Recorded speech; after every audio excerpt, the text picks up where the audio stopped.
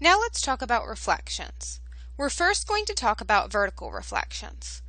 We'll have a vertical reflection when we're asked to graph y is equal to negative f of x.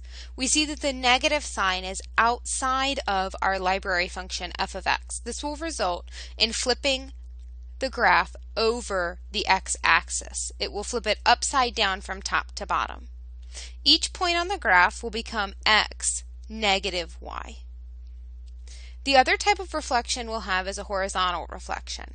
This will be when we're asked to graph y is equal to f of negative x. We can see that the negative is right inside the library function right with the x, and this will result in a flip over the y-axis. It's a left to right flip. Each point on the graph will become negative x, y. Let's take a look at a couple examples. In the first example, we're asked to graph y is equal to negative absolute value of x. The first thing we do is identify our library function. In this case, our library function is absolute value of x, and we know how to draw that one. We know 3 points, and it looks like a V.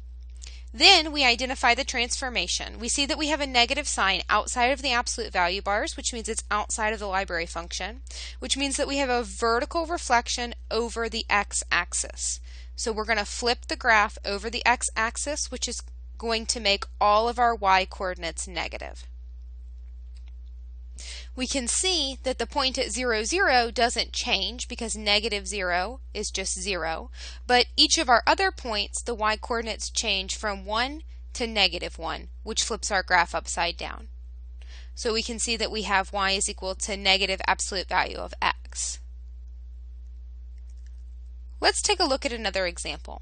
In this case, we have y is equal to the square root of negative x.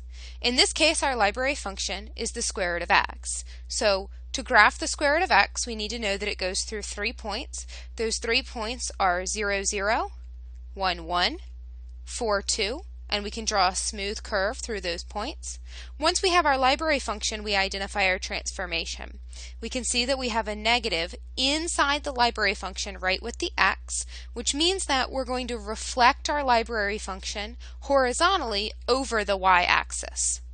So we basically take all of our x-coordinates and put a negative sign on them and flip our graph over. Again, our 0, 0 stays put because negative 0 is just 0. And all of the others go from 1 to negative 1 and 4 to negative 4. So this is the graph of y is equal to the square root of negative x.